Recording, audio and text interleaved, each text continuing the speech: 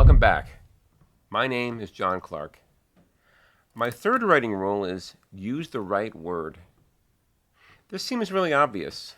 After all, you don't want to use the wrong word. You don't want to use the word raining when you mean sunshine. Less obvious, however, is the problem of almost the right word. We might call it the problem of synonyms. When writing term papers, it's tempting to look up a synonym so we can sound a little smarter. Rather than say the word smart in a paper, we can go to a thesaurus and find the word brilliant. So we use that word instead.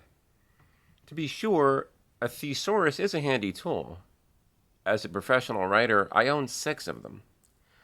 But here's the problem. Smart and brilliant don't mean exactly the same thing. To illustrate my point, consider this. Take a minute and think of all the smart people you know.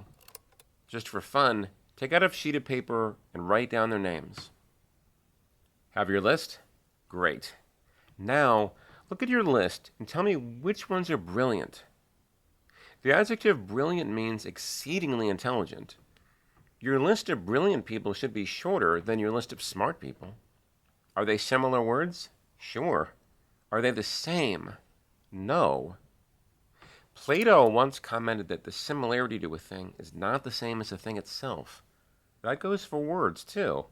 And Plato was brilliant.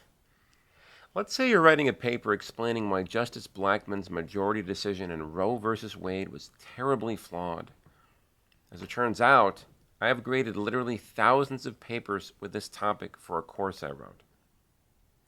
For reasons that are unclear to me, a significant number of submitted papers contain the word dubious. Almost always, the word appears in a context like this. Quote, Justice Blackmun's reasoning in Roe was dubious. Typically, by the time that line appears in a term paper, the student has already done a great job of illustrating the flagrant errors and omissions in Blackmun's disastrous opinion. For instance, Justice Blackmun actually wrote this, quote, ancient religion did not bar abortion. That statement is either incredibly wrong by accident or simply a lie. Either way, it is at odds with reality in a breathtaking way. The statement, ancient religion did not bar abortion, is not dubious, doubtful. It's false. Therefore, the sentence above does not make sense, any more than this sentence makes sense. Mike's reasoning that 2 plus 2 is 5 is dubious. As a high school student, it may be tempting to use a fancy multi-syllable word instead of a rather basic word.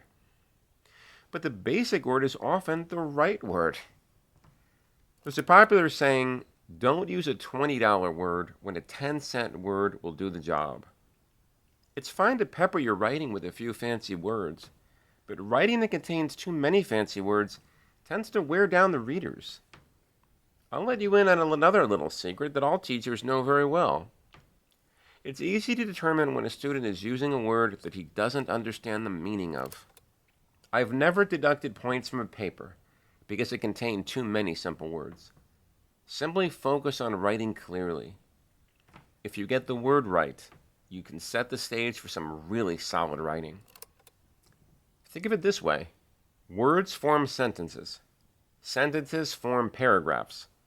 Paragraphs form chapters. Chapters form books. All great writing involves using the right word. One last point.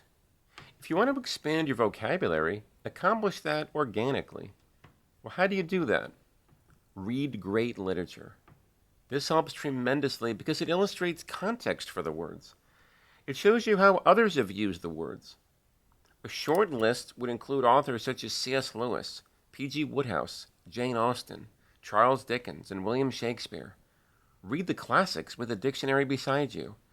If you want to write well, read great writing. Now, let's look at Lesson 4.